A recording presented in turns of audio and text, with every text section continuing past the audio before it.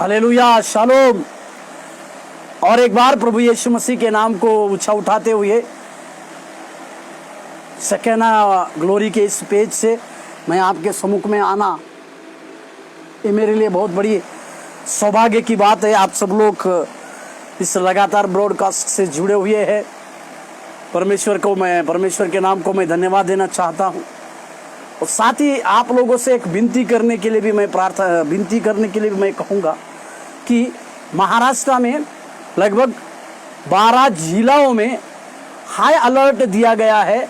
उसमें भारी वर्षा, तूफान और बिजली की गरजने की बातों को हम देखते। इसीलिए कई जिलों में, बॉम्बे, पूना, यहाँ तक कि हमारा लातूर, उस्मानाबाद, ऐसे जगहों में, बीड़, ऐसी जगहों में हाई अलर्ट देने की वजह से वहाँ भारी वर्षा है।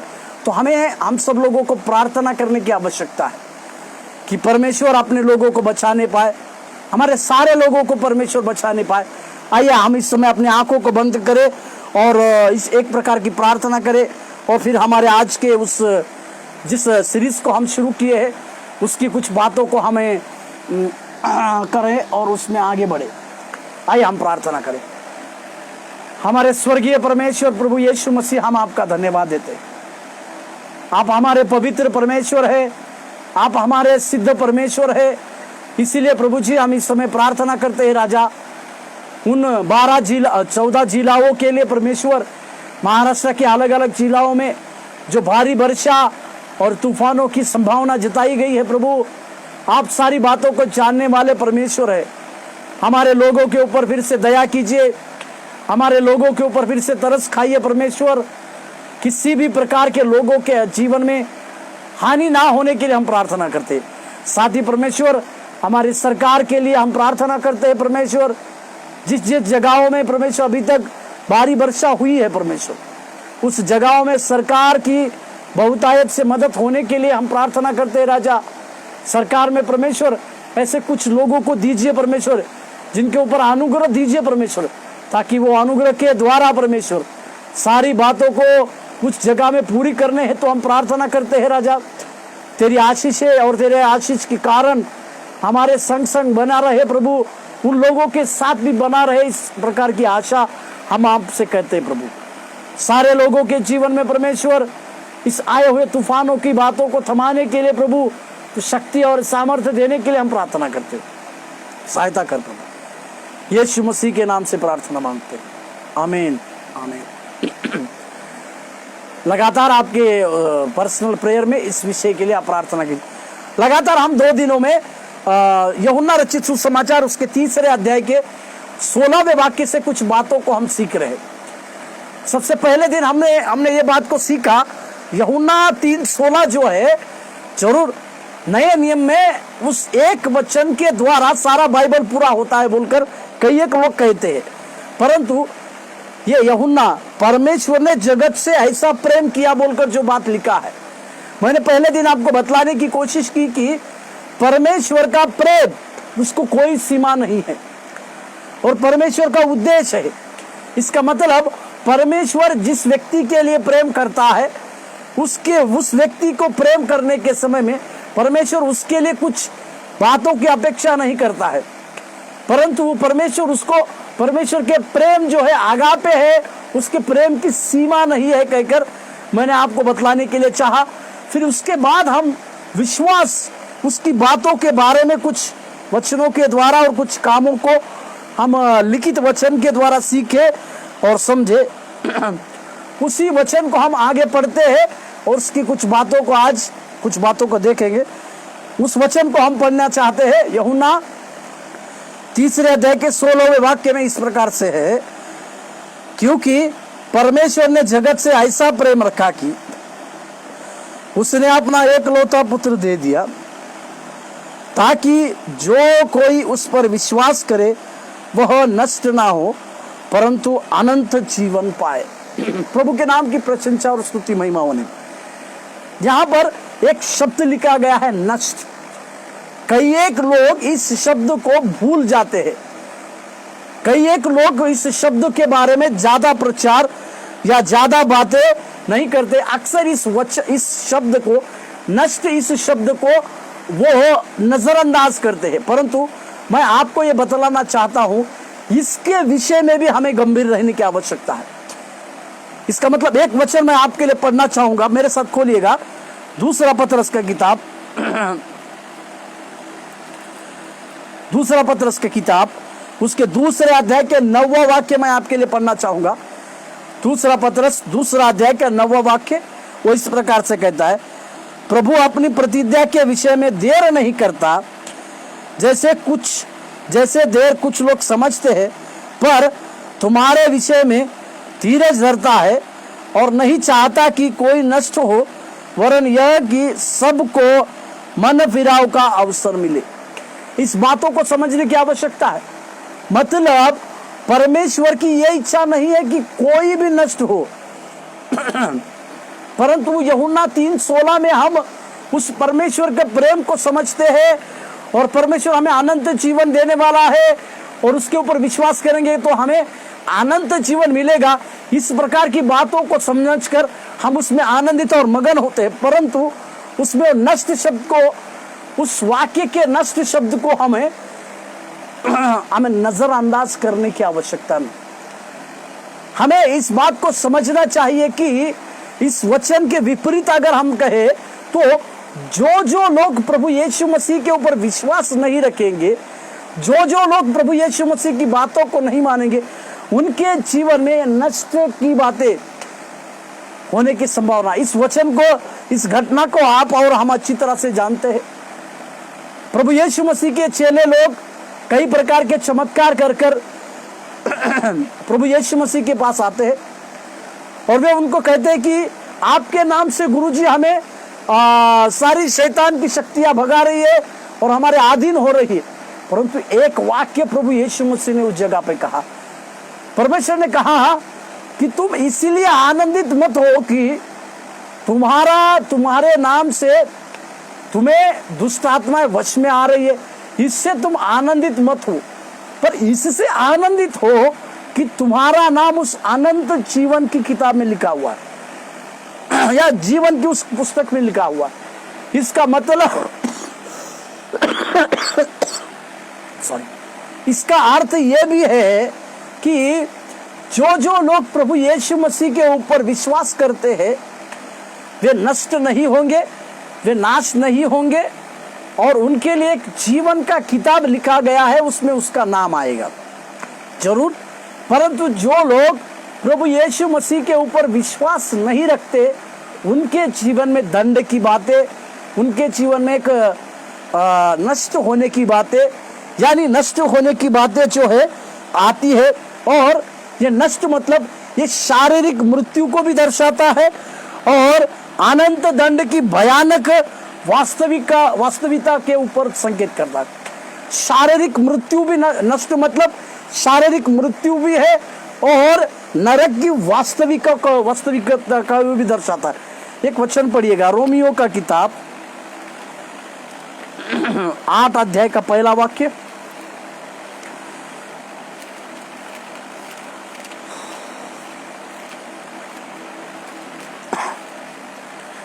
रोमियो का किताब 8 अध्याय का पहले वाक्य में, अतः आप जो मसीह यीशु में है उन पर दंड की आज्ञा नहीं।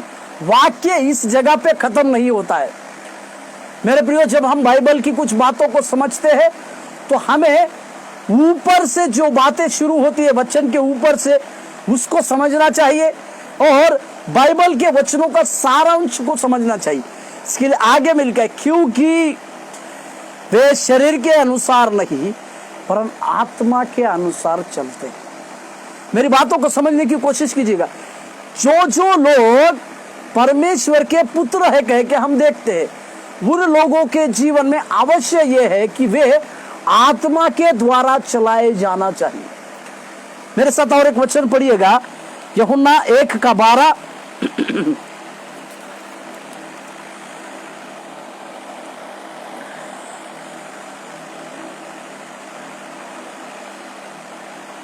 मेरे साथ माफ कीजिएगा, 1:13 हम पढ़ते हैं।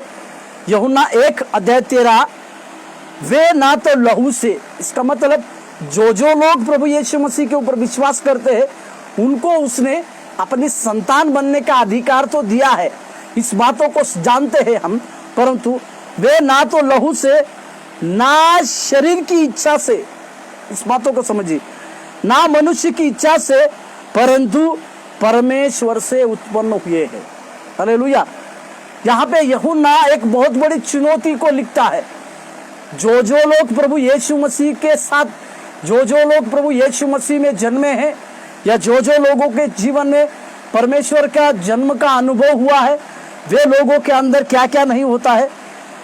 वे ना तो लहू से, ना शरीर की इच्छा से और ना मनुष्य की इच्छा से। मेरी बातों को समझ, 3 प्रकार की इच्छाओं को यहाँ पे यूहन्ना लिखता है। सबसे पहले लहू से, मतलब लहू की जो वाचा जो है, जो शत्रु ने, हमारे पुराने जीवनों में शत्रु के साथ जो वाचा बांधी थी, उस वाचा को कहाँ कट होती है, जब मैं प्रभु यीशु मसीह को ग्रहण करता हूँ, जब प्रभु यीशु मसीह को व्यक्तिगत अपना उद्धारकर्ता को मान लेता हूँ, उसमें बपतिस्मा लेके नया जीवन को प्राप्त करता हूँ, तब उस शत्रु की लहू की बातें कट हो जाती है। दूसरी बात, शरीर की इच्छा के अनुसार नहीं। इसी के लिए वचन में बतलाती है, यदि तुम शरीर के अनुसार जीवन जियोगे तो तुम मरोगे। जो लोग शरीर की इच्छा के अनुसार जीवन जीते हैं, उन लोगों के लिए एक मृत्यु रखा है। यह सांसारिक मृत्यु है और आत्मिक मृत्यु को भी दर्शाता है। मेरे साथ एक वचन पढ़िएगा, पहला यूहन्ना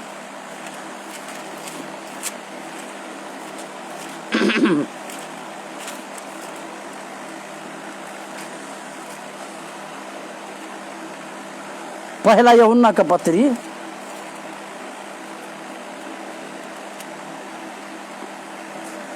मेरे साथ पढ़िएगा, पहला यूहन्ना का पत्री उसके दूसरे अध्याय का 15 और 16 वाक्य और साथ ही 17वें वाक्य को भी मैं पढ़ना चाहूंगा। पहला यूहन्ना का पत्री उसके दूसरे अध्याय 15, 16 और 17वें वाक्य मेरे साथ पढ़िए। ना तो तुम संसार से और ना संसार में कि किसी वस्तुओं से प्रेम रखो। यदि कोई संसार से प्रेम रखता है तो उसमें पिता का प्रेम नहीं है। 16 वाक्य, क्योंकि जो कुछ संसार में है, अर्थात शरीर की अभिलाषा और आंखों की अभिलाषा और जीविका का घमंड, वह पिता की ओर से नहीं परंतु संसार ही की ओर से है। 17वें वाक्य में, संसार और उसकी अभिलाषाएं दोनों मिटते जाते हैं, पर जो परमेश्वर की इच्छा पर चलते हैं वह सर्वदा बना रहेगा। हालेलुया। जो दूसरी बातों को हम उस वचन में से देख रहे, शरीर की इच्छा के अनुसार, मतलब यहाँ यूहन्ना शरीर की इच्छा के अनुसार जीने वाले लोगों के अंदर 3 प्रकार की अभिलाषाएं, 3 प्रकार की इच्छा के साथ वो चलते हैं। वो 16वें वचन में शारीरिक अभिलाषा को दिखाता है, शरीर की अभिलाषा, आंखों की अभिलाषा और जीविका के घमंड को भी दर्शाता है। इसका मतलब, और 17वें वाक्य में, जो परमेश्वर की इच्छा पर चलते हैं वे सर्वदा धन्य, सर्वदा उसमें बने रहेंगे, परंतु जो शरीर की इच्छा के अनुसार जीवन को काटेंगे वे इस आत्मिक जीवन के अनुभव में या आत्मिक मृत्यु के अनुभव में या सांसारिक मृत्यु के अनुभव में रहेंगे। इसलिए इस बातों को हमें और आपको समझने की आवश्यकता है। मेरे प्रिय अजीजों, इस बातों को समझना है कि हमें परमेश्वर के द्वारा जब हम प्रभु में रहते हुए यदि शरीर के अनुसार कार्य करते हैं, शारीरिक दशा के अनुसार अगर हम हमारा जीवन को जीते हैं तो अवश्य हम मर जाते हैं। इसी के लिए यूहन्ना के पत्री में परमेश्वर ने एक सुंदर, माफ कीजिए, पहले कुरिन्थियों के पत्री में परमेश्वर एक सुंदर वाक्य हमारे लिए दिया गया है, जिसको हम पढ़ते हैं 3 अध्याय के 16वें वाक्य में, क्या तुम नहीं जानते कि तुम परमेश्वर का मंदिर हो और परमेश्वर का आत्मा तुम में वास करता है। इसी का अर्थ क्या है कि हमें शारीरिक इच्छा के अनुसार जीवन जीने का अधिकार को नहीं दिया। उसी वचन को दूसरे कुरिन्थियों के पत्री में इस प्रकार से पौलुस कहते हैं, दूसरा कुरिन्थियों का पत्री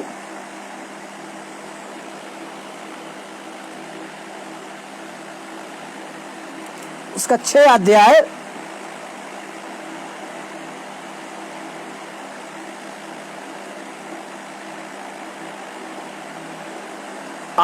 उसका 6 अध्याय में और उसके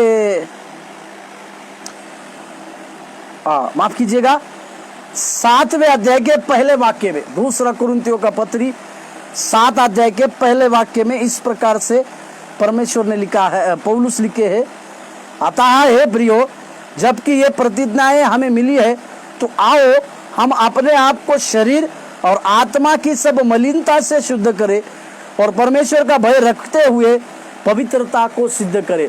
इस बातों को समझिए, शरीर और आत्मा की सब मलिनता से शुद्ध करें, मतलब शारीरिक इच्छाओं को हमें शुद्ध करने की आवश्यकता है और हमारे अंदर की मलिनता जो है उसको भी हमें शुद्ध, उससे भी हमें शुद्ध होकर उस परमेश्वर के पास आने की आवश्यकता है, उस परमेश्वर के हुजूरी में आने के। एक वाक्य को पढ़िएगा, यहूदा का पत्री 1 अध्याय का 24वां वाक्य,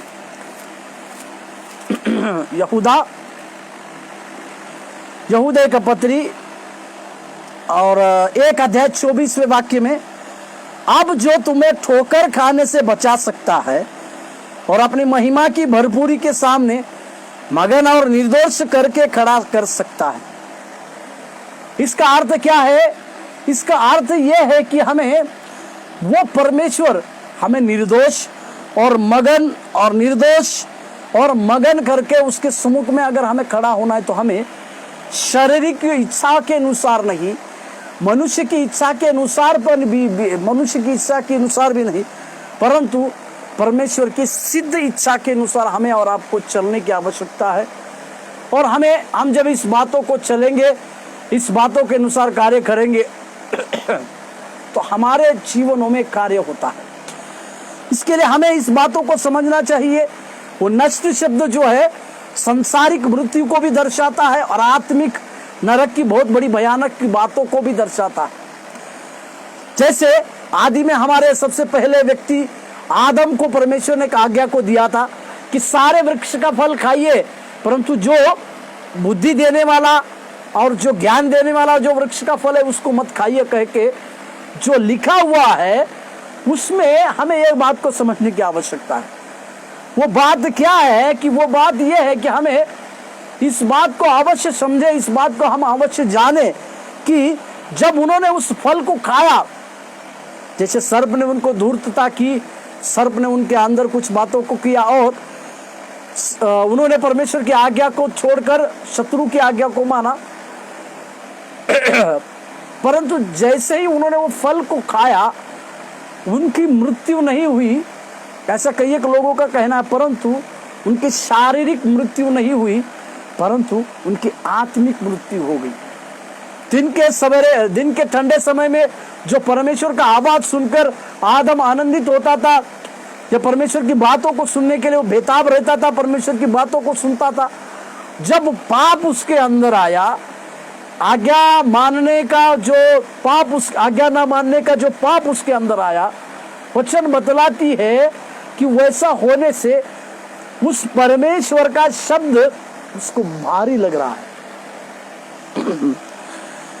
मेरे सहकर्मियों, मेरे साथ रहने वाले सारे सेवक लोगों, मैं आपसे ये कहना चाहता हूं कि जब हमारे अंदर पाप का बीज या पाप की बातें आती है, तो हमें सबसे पहले परमेश्वर की बातों को सुनने के लिए रोक लगती है।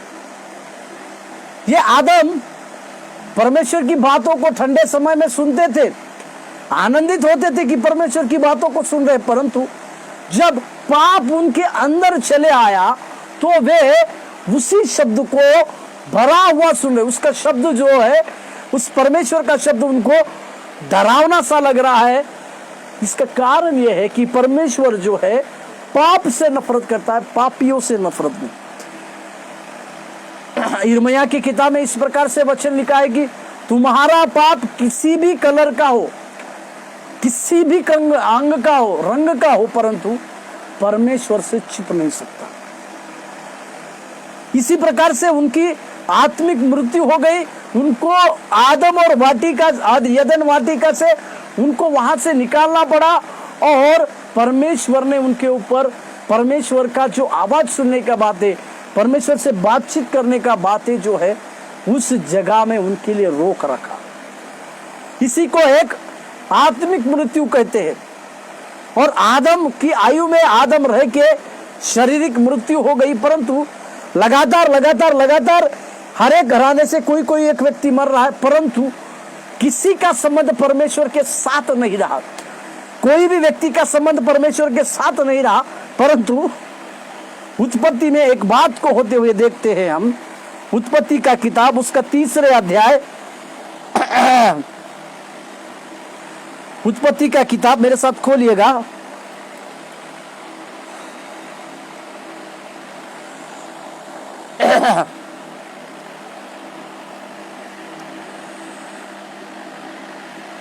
उत्पत्ति के किताब में एनोक के बारे में इस प्रकार से लिखा हुआ है। एनोक जो है परमेश्वर के साथ साथ चला रहा और परमेश्वर ने उसको लुप्त किया बोलकर बाइबल हमें बतलाती है। उत्पत्ति की किताब में इनोक के बारे में हम पढ़ते हैं कि वो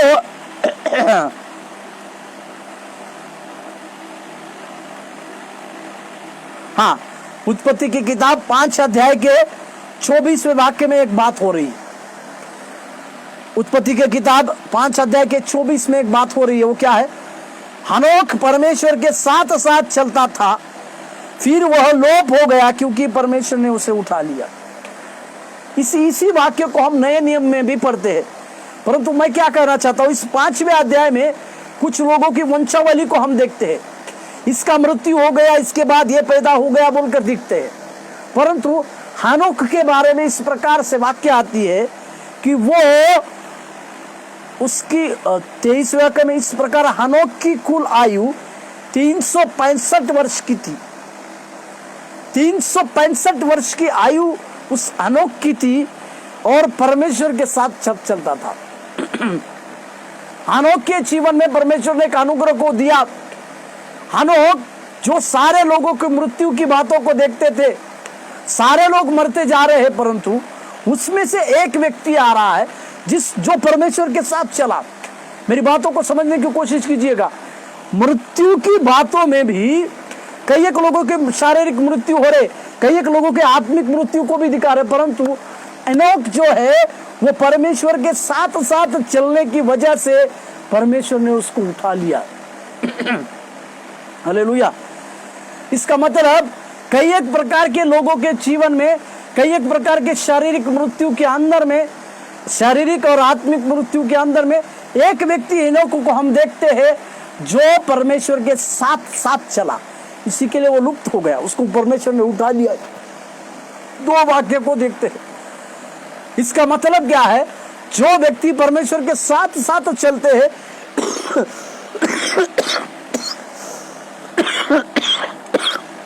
प्रभु उन्हें नष्ट होने का अनुभव नहीं देता है।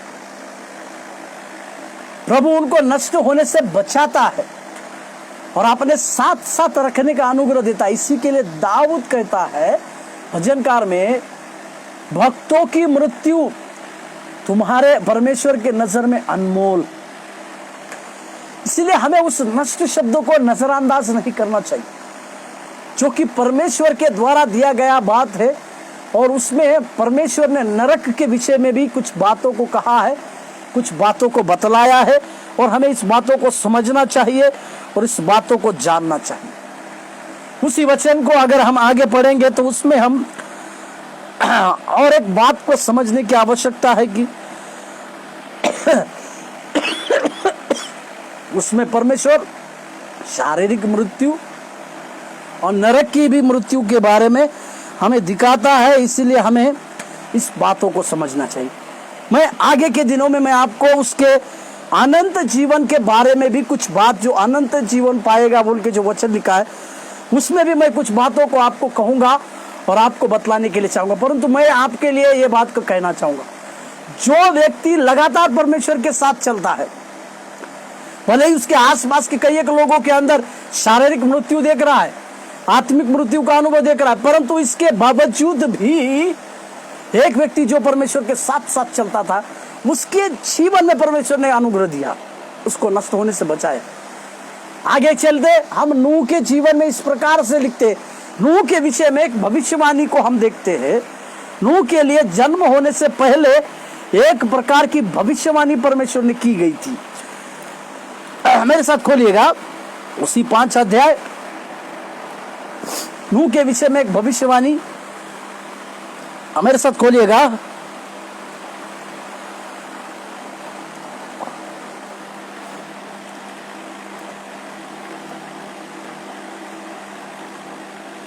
नूह के विषय में इस प्रकार से लिखा है, 5 अध्याय उत्पत्ति का किताब 5वें अध्याय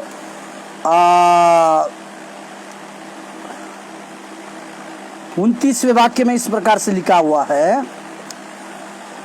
उसने यह कहकर उसका नाम नूह रखा, यहोवा ने जो पृथ्वी का शाप दिया है उसके विषय यह लड़का हमारे काम में और उस कठिन परिश्रम में जो हम करते हैं हमको शांति देगा। हालेलुया। मेरी बातों को समझने की कोशिश कीजिएगा।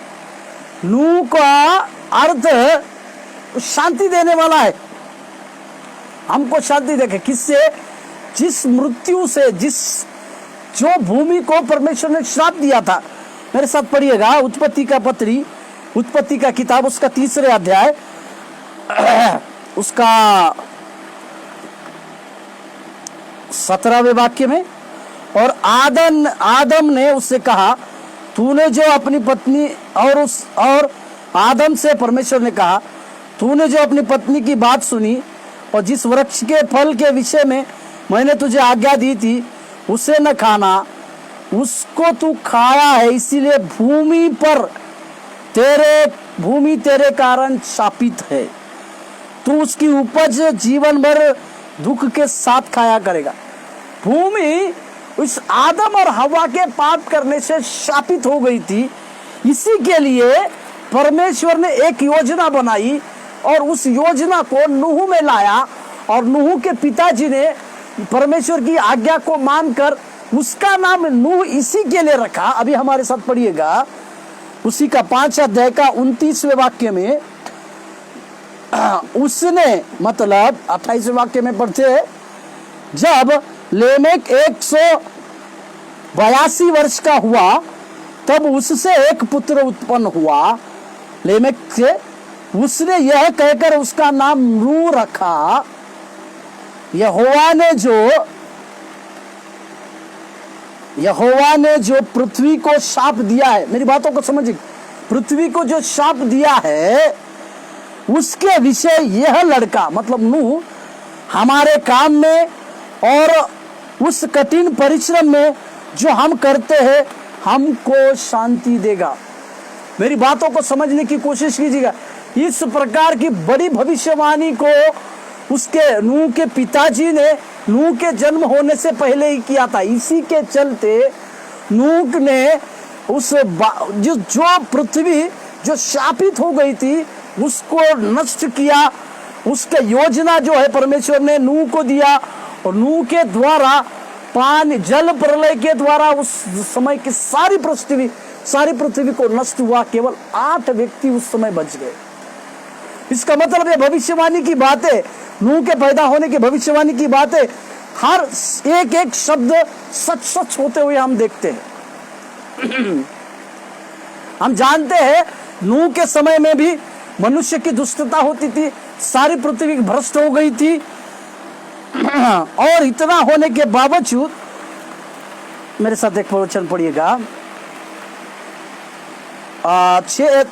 6 अध्याय का उत्पत्ति की किताब 6 अध्याय के 5वें वाक्य में, यहोवा ने देखा कि मनुष्य की बुराई पृथ्वी पर बढ़ गई है और उनके मन में जो विचार कुछ उत्पन्न होता है वो निरंतर बुरा ही है। एक व्यक्ति के जीवन जो निरंतर बुराई को देख रहा है, अपने अगल बगल का वातावरण सारी बुरी बातों में फंसा हुआ है, सारे बुरे लोगों को देख रहा है, बुरी संगति के लोगों को देख रहा है, बुरा करने वाले लोगों को देख रहा है, परंतु नूह के ऊपर परमेश्वर का अनुग्रह बोलकर वचन बतलाती है। 8वें वचन में परंतु यहोवा के अनुग्रह की दृष्टि नूह पर बनी रही। ये नूह पर परमेश्वर के अनुग्रह की दृष्टि बनी रहने का कारण लेमेक जो नूह के पिताजी थे, उन्होंने एक बड़ी योजना को देखकर उसके लिए नूह के लिए एक बड़ी योजना को देखते हुए उसका नाम नूह रखा था, इसीलिए कि सारी भूमि जो स्थापित हो गई है इस नूह के द्वारा उस सारी भूमि को शांति मिलेगा, उनके कामों को शांति मिलेगा। मेरी बातों को समझ लीजिएगा। इसी के चलते परमेश्वर ने जब जल प्रलय से सारी बातों को नष्ट किया, इस भूमि में जल प्रलय जब आया, सारे लोगों को परमेश्वर ने खत्म किया। 8 लोग, नूह के परिवार के 8 लोग और कुछ जानवरों को जब परमेश्वर ने बचाया, और जब नहीं उस सारे लोग खत्म हो गए थे, धरती का पानी बहुत दिनों तक था। कभी मैं आपको नूह के उस विषय में मैं कभी आपको पढ़ाऊंगा। उसके बाद जब परमेश्वर ने उसको आज्ञा दी कि अभी पानी खत्म हो गया है, पानी कम हो गया है, तब नूह और उसका परिवार उस नाव से नीचे आ गए और सबसे पहला काम नूह ने किया उसने किया, मेरे साथ खोलिएगा उत्पत्ति का पत्री 8 अध्याय का 20वें वाक्य। तब नूह ने यहोवा के लिए एक वेदी बनाई और सब शुद्ध पशुओं और सब शुद्ध पक्षियों में से कुछ लेकर वेदी पर होम बलि चढ़ाया। 21वें वाक्य, इस पर यहोवा ने सुखदायक सुगंध पाकर सोचा। मेरी बातों को समझ लीजिएगा। एक व्यक्ति परमेश्वर के साथ साथ चला, सारे लोगों को अनुभव, सारे लोगों के जीवन में मृत्यु को देख रहा है, परंतु ये व्यक्ति मृत्यु नहीं देख पा रहे। इनको परमेश्वर के द्वारा बचाया जा रहा है। ना केवल बचाया जा रहा है, उसके पास से जो बलि दी जा रही है, जो भेंट दिया जा रहा है, सर्वश्रेष्ठ भेंट नूह अपने परमेश्वर को दे रहा है, और उसकी भेंट स्वीकार कर खुद परमेश्वर ये कहते हैं, मनुष्य के कारण मैं फिर कभी भूमि को शाप न दूंगा। यद्यपि मनुष्य के मन में बचपन से जो कुछ उत्पन्न होता है वह बुरा ही होता है, तो भी जैसा मैंने सब जीवों को मारा है वैसे उनको फिर न मारूंगा। मेरी बातों को समझिए। इस भविष्यवाणी को यहाँ पर पूरा होते हुए हम देखते हैं।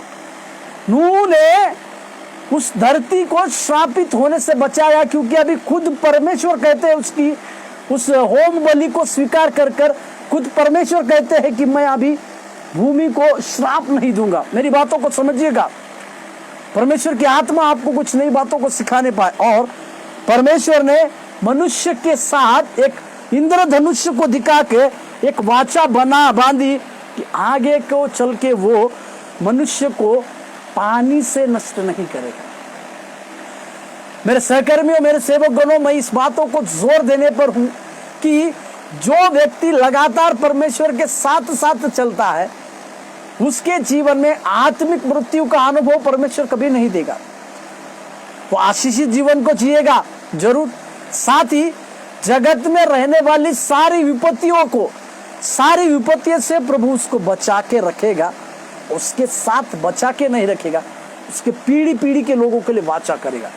इसलिए हमें आवश्यक बात है कि हमें परमेश्वर के संग संग चलना है, और साथ ही साथ उस परमेश्वर की शारीरिक मृत्यु के बारे में भी सोचना है और आत्मिक मृत्यु के भी बारे में। परमेश्वर आपको आशीष देने पर प्रार्थना करें। हमारे स्वर्गीय महान प्रभु, हम धन्यवाद देते हैं, तेरी महिमा करते हैं, तेरी प्रशंसा करते हैं राजा, क्योंकि तू हमारे जीवन में लगातार कार्य करता है। तेरे कार्य के लिए हम धन्यवाद देते हैं प्रभु।